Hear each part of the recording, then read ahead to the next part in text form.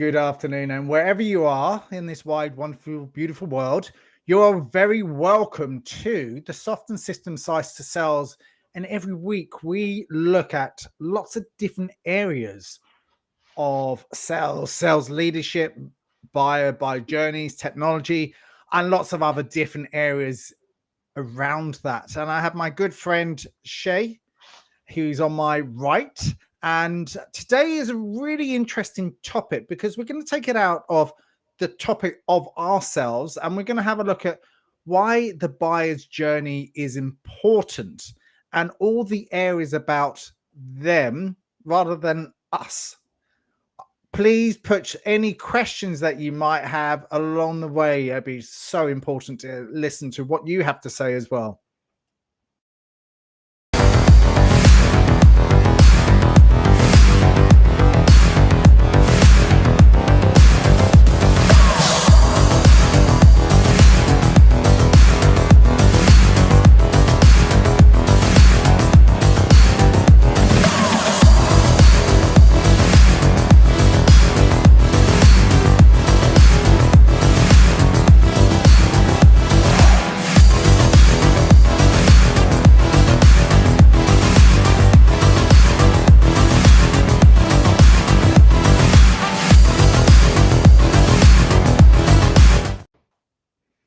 Hey, welcome back, Shay. And today, as we just previously discussed, it's not about us today. It's what goes on in the buyer's mind when they make a decision or looking at the problems that they're facing in their organizations. What goes through their minds when they make a decision on buying? So, Shay, like, let's have a look at this from ourselves. How do we buy? Well, what do you do when you make a purchase decision, Shay? Like we all buy technology all the time. We're impulse buyers. We buy stuff and we like shiny objects. But then important decisions about the house and important decisions about buying a car, as an example. So, what are our pain points? I Yeah, think that's important. yeah, it's a good point, Jason, because obviously last week we focused on the buyer's journey from the seller's perspective, Yeah. right? Now we're talking about it from the actual purchaser or buyer's perspective. And there's two reasons why it's good to do this, Jason, because as a seller that you're looking to sell, you have to get in the mind of your potential customer number one, right? Yeah. So even outside of that, forgetting that, what does the seller, what's the journey of the buyer, sorry, the buyer, right?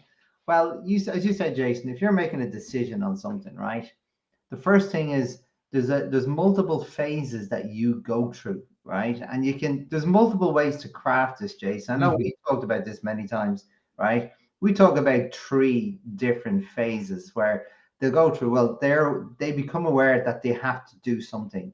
Yeah. They need to maybe go to market to purchase something, service or a product.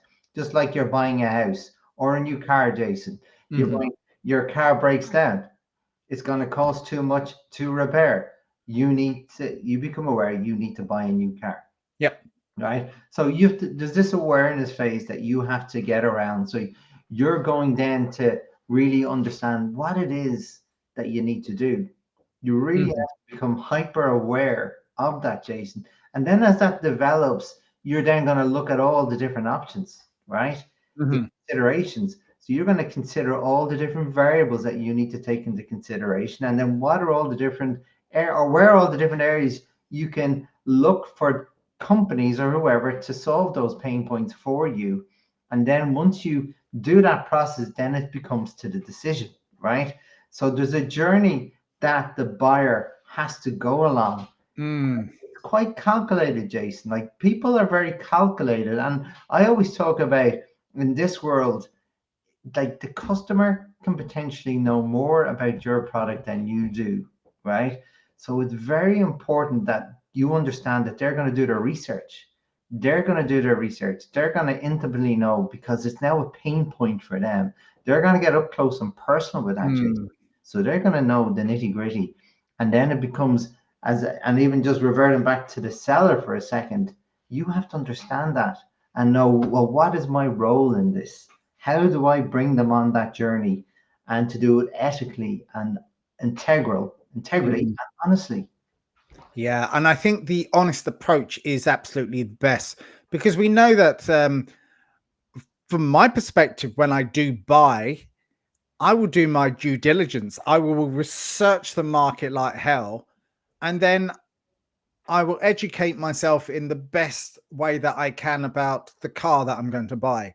I will look at all the specifications. I'll look at exactly the colors that I want, the engine that I'd like to have, the type of car, whether it's an Audi, BMW, or whatever it might be, the style of car.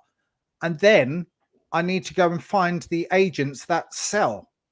Mm. But then I have to have the problem as well as getting rid of the old car, but also looking at the new car that I'm going to buy. But then I have to look at who's there ready for me to help me make that purchase decision. And it all goes with, again, that awareness. And we research the market, and we all do this. So after we do that, we just need a helping hand from someone that is professional and someone that will listen to us and really empathizes where we want to go.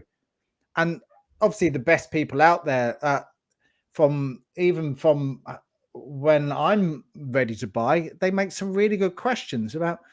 They ask me a lot of questions, and they just dissect me apart, like the doctor. But they really dig deeper, and then they can educate. But before they do that, they need to ask a lot of questions before they can actually summarize and go, well, that's what I would suggest based on your preferences, but let me give me a little bit more. Let me help you test drive it.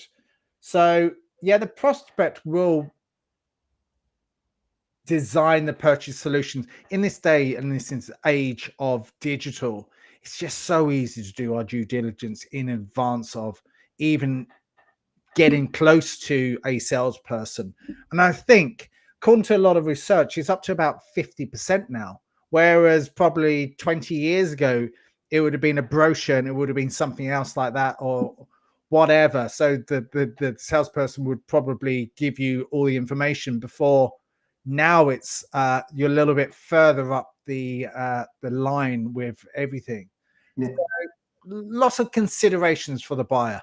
Yeah, absolutely, Jason. And even just the example that we're talking about cars, like even I remember as a kid, like when my dad was buying the cars, you said at the brochure there, like Mm, I loved getting brochures. I loved going through the brochures.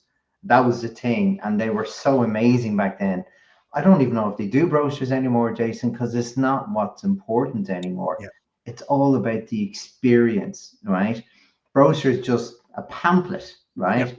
But it was a great sales artifact back in the day. Mhm. But now you'll see, like obviously technology, digital, like adverts and TV, they all sell experiences, Jason. So the reason why I bring the word experience in is because even when you go through, as you said, you become aware, hyper aware, you need to do something, right? Then you're going to do all your considerations, your due diligence. You're going to go to all the different providers, right? And you're going to start in your mind, start calculating which ones you're going to narrow it down. And maybe you're going to talk to three of them, Jason, Yep. right? Yep. But then the three of them you have lined up, that's your first choice. And then what I'm going to base a buying decision on, Jason, it's not just about the price. Now, price obviously is part of the equation, right? But I want to get a sense from that person who is the best business and representative I'm dealing with. They're going to serve me after in case I need help, Mm. right? So again, it's not just you're going from looking at all the different companies that can help you and what you like and dislike about them all. You can create your little framework. If I'm really getting engineering about this, I create decision matrices, Yep. Jason, right? And then from there, and I weight them. I could have five or six criteria, and I can weight them. See, but that was more important than that one, and weight them. So when I put my figures in, I get a. I bought a house doing this, Jason, before. Mm, I'm sure you have. Yeah. Yeah, it's called the Kepner-Trigo Decision Matrix. I bought a house on this, but it's a fantastic way for building. your view of how to make decisions. And I'll come on to another way to use it in a second. But when I'm making that decision, Jason, it's not just a decision on the there and then, a decision on how they can serve me after the after sales experience. So even though Mm. we talk about the after sales experience from the seller's perspective and how you treat your customers, the buyers are going to be looking at that lens. How can they serve me after? Right. Yeah. And that to me is really, really important. So along that buyer's journey, like we looked at the three places: the awareness, consideration, and how the prospects are educating themselves. And I think it's a really good idea. You mentioned another way, but uh, as a business owner, we can probably mind map this out, or use another framework, or brainstorm ideas about having a visual representation of the buyer's journey from what we've known and what we learn, and based on our own decision making, because there are decision making formulas, as you rightly said, and I know how critically minded you are when it comes to all of this. So it's I think as companies, or when you're making your sales strategy, it's really good to understand all of the different areas along the journey that you can map out, and really understanding maybe what questions that you could maybe ask along that journey to make it easier for the sellers to understand where they actually are along that journey. Hmm. So you can actually really clarify to yourself and go, well, are they at the education stage? Are they at the decision making stage? What decisions are they making? And then ask the questions based around where they are along that journey, because there'd be other things along there that you could possibly help them as well. Yeah, absolutely, Jason. And like depending on what you're purchasing or what the buyer's in the market for, it determines the complexity of how they build their decision, as you said, the mind mapping and how they Yep. build. And I believe that's a great tool, Jason. Well, how do I like put all the different variables I need to consider when I'm making this purchase, right? Mm. And again, how the products works, efficiencies, etc., and so forth, after sales expertise, support, and everything. And even Jason, like I had to get a new Hoover recently, right? And just give an example of the frustration I had. I had a pretty good Hoover, right? From a pretty good brand name. I'm not going to mention the brand. And Dyson. no, wasn't Dyson. Um, but the when I was hoovering, Jason, Yep. the brush roll was just spitting stuff around. It wasn't Yep. actually sucking it up. And the suction was fine. So I believed there was a problem with the brush roll. And I rang up the company and I said, look, this is the Hoover I have. This is the model. Hmm. And I said, I'm looking to get the part number from the for the brush roll so I can buy them. I can't find it on your website. They said, what's the serial number?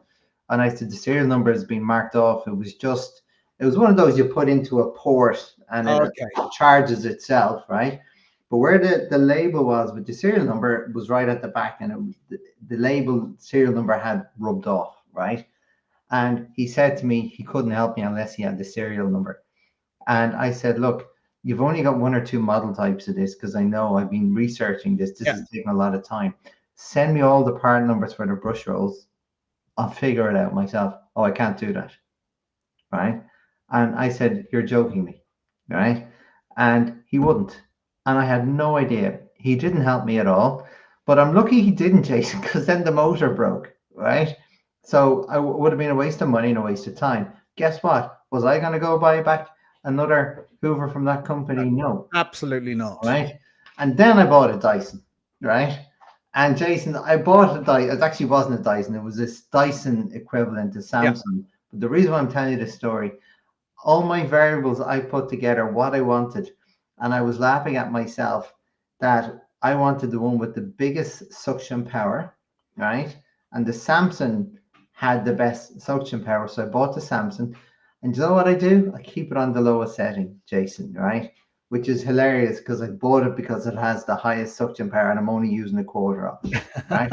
The reason why I bring that up, Jason, as well, because when you build your criteria, Mm, and this is where I'm going to transfer it over to the seller mindset, mindset in a second, because while you think you know it all, this is where a good sales agent can advise you.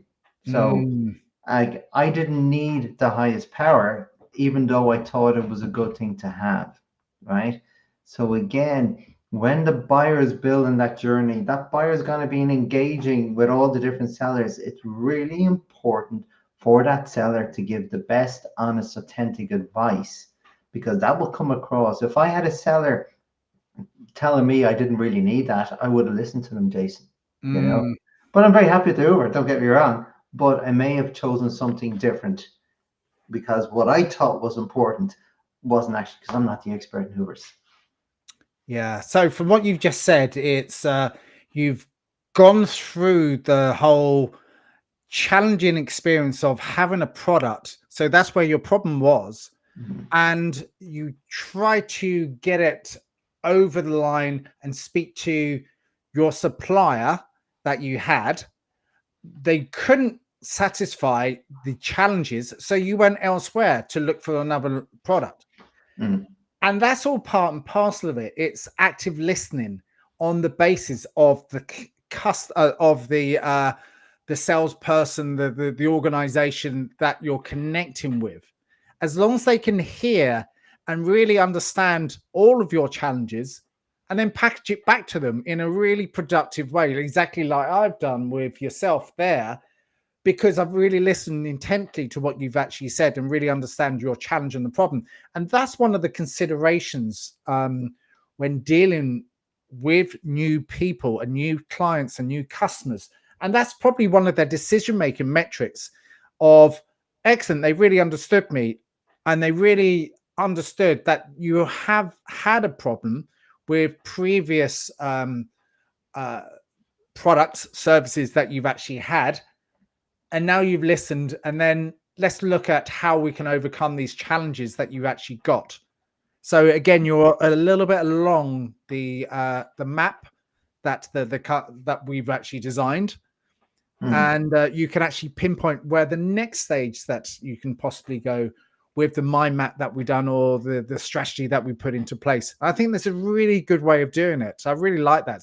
Yeah, and going back to the decision matrix as well, Jason, I believe again what I would do, take the mind map. Yep. Once I figured it out, I'd put in, as I said, an Excel sheet, all the different variables I need to consider, and then weight them in level of priority of importance against each other because they're not always going to be of the same importance, right? Yep. Very, very important.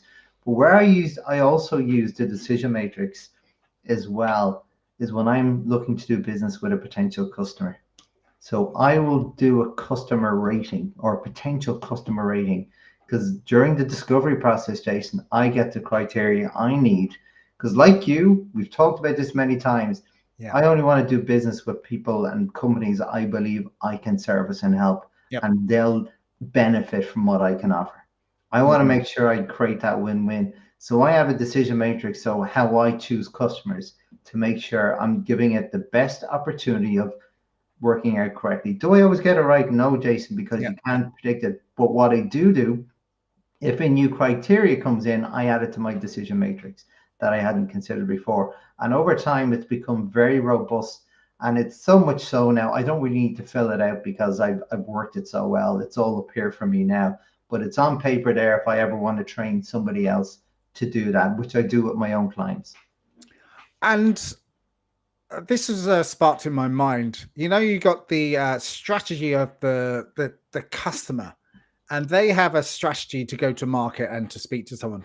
But aligning both of them, the decision making journey of the client and your business strategy of how you approach new clients, be interesting to see, and something that I'm thinking of doing right now, actually, because it's just an idea of seeing how they would match and align with your specific approach. but their specific approach based on feedback and based on all the information that you've got, and really understanding their decision making processes, and then align them up. And you can probably go, well, I can pull that out and make up another matrix Excel sheet or another mind map, so we can make it a little bit more congruent with how we can best serve the needs of the client, because Absolutely, it's all about Jason. them. Absolutely. And that's why, again, we're segueing back from the seller's perspective. This is how you develop a really strong discovery process, Jason, right? Because you can have different levels of qualifying questions, right? How long have you been in the marketplace for? What are the key criteria that's important to you when it comes to this product or service, right? Mhm. Then you're learning what's important to them, right? And then once you learn what's important to them, then you can tell them, well, is some of the variables they're discussing, are they truly relevant? Mm. And if they're not, you can say, well, look, I don't believe these are truly relevant, and this is why. I'd love to hear your thoughts on this, right? So that brings you along the journey because you know exactly where they are. Are they just speculating at the moment, or are they close to that buying decision, right? And that's Mhm. really important when you're building your pipelines, as you know. So it's Mhm. very like understanding the stages of that buying journey from the buyer's perspective is super important as a seller. So you can gauge when this will become a sale. Are they truly interested? Are they speculating? And can you truly help them? Yeah, and I think that's really important to know. Are they interested in buying now? And that's the questions that you can ask. Or they're looking at, or they browsing around, and you're one of the three that they're looking at, or whatever it might be. So you really need to dig deep. And again, having those set amount of questions to them is so very important. So the differences between the buyer and the customer journeys is the buyer's journey is how business acquires customers. Customer journey is how business retains customers. So slightly different language and linguistics about that and the approach behind that. And there's so many other decision making criteria behind this as a customer as well. Does it fit into my market? Does it fit into my brand? Does it fit into what I want? And have I got that right feeling when I've actually purchased it? We are all humans, by the way. And whether you're purchasing manager or buy manager or wherever you are, or sales manager, sales director, or you're buying a product or service that's going to match your requirements. And it does go with the feelings, but then you have that critical mind, the rational brain that kicks in and go, well, you have to have that internal list of requirements and matching it up so it suits us. Absolutely, Jason. And again, they have to be aligned. It's Yep. as simple as that. And again, this is if you're selling, you need to know this intimately to bring people along that journey as effectively as possible from their perspective, right? It's not just about you. We always say you have to be other people centered. It's all about them on the journey, not you. And when Yep. you become other people centered and you ask these questions, when you support their journey, answer the questions, give them the information they need to know, not just the stuff that you would like them to know. And even if it's being a little bit negative to you, they'll appreciate your honesty. And I'll tell you Mhm. now, Jason, honesty trumps when people are making buying decisions. And if they see you're honest, they will more than likely go towards you, even though you said certain things, Yep. right? Because they feel the trust, they can trust you. And again, if something goes wrong after the sale, they know that you'll be there, or they get that instinct from you that you would be there for them. Yeah, yeah. And the proof is in the pudding, obviously testimonials and all of that. So once we get them into a the journey of becoming a customer, because they're not quite there yet, they're still in that decision making. So we have to message them correctly. So whether we use digital platforms or emails or phone calls or something else. But again, along that journey from decision making to being a customer, still needs to be proven all the way through. So whether we're talking about having testimonials, wherever they're uh, looking at videos like this online, so they can make a decision based on how well we're researched and how well we present ourselves and how much knowledge that we have that we can send out, because we both push out stuff on social media to educate people and put stuff on our websites and so forth, so they can be educated along the journey. But once we capture a little bit of information by the customer, by whatever digital prompts, so they can become a educator of what we do, and then when the time is right, they can maybe reach out to us, because they do as well. But then we have to find the right customers that are in the right buying stage. And that's the trick, especially with digital. And when we start to go on to a little bit more technical, operational stuff about connecting with the people at the right time, at the right place. I know insurance companies do that extremely well, from searching, I'm looking for some insurance, and you get a free quote. So you're in the marketplace already, you're ready to buy, but you might be one of three. But the best insurance companies will know that they're ready to buy and they have their details, and then they call the customer. So they're responsive. Mm, absolutely, Jason. And again, this is all about starting the process, Yep. right? Building your layers. I always start building the steps, post-its on a wall, Jason, and then I put the other layers on top of it.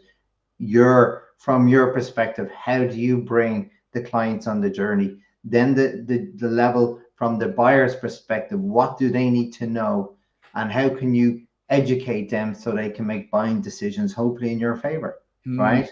But help them. The goal is to help them make a buying decision. And if you do that authentically, Jason, more likely will come to you because they've been very honest with you all the way along the journey. So it's all about building the layers when you're working through these experiences, because you have mm, to make it an experience. You have a short and finite amount of touch points to go from being liked, to continue the conversation, and then to get enough trust to try you, right? So you have to do that really, really well. You have to go from like to trust. That's a big thing I always say is people don't just buy from you because they're there. Competition's everywhere. They want somebody they can trust. It's relationships, Jason. And that is, I mm. cannot stress this enough when it comes to your version of the buying experience and the buyer's version of the buyer's journey as well. Yeah. So we've pretty much come to the end of our journey for today. And like, I'm really interested about decision making and customer decision making. I'm fascinated by that. And I think we covered a lot of different aspects today. And it's good to see it from a different perspective. But we've obviously got to match it up to from buyer to seller and so on and so forth. But it's good to see it from a buyer's point of view. So I think using a lot of empathy and real understanding, but to make it relatable to how you would purchase. The more we understand how we purchase, the better that you're going to help your clients get what they want. So, what is your perspective? The last final words for today. Well, exactly just that, Jason. You have to help them get what they want that you can provide, Yeah. right? And that's really, really important. You give them the honest, this is how you, and even Jason, if I was telling people, this is how you research the marketplace, these are the things you look for, and you give them that non biased support, more than likely they'll make a buying decision in your favor because they haven't been influencing you and leading you down their path. Awesome. You've listened to Jason Cooper from jasoncooper.io and Shay Lynch from futurestate.ie or .io. Can't never remember. Futurestateco.com, Jason. Co.com. Is it co.com? Oh, right. That's even more of a tongue twister than mine. So every week you'll be listening to us and we'll be looking at different areas and different facets and breaking things up and putting it back together and giving you some really good narratives and story and advice. If you have any questions, please put them forward for us. We'll be more than happy to help. And maybe we can put stuff out for the future episodes. Thanks again, Shay. Thanks a lot, Jason. Thanks everyone for tuning in.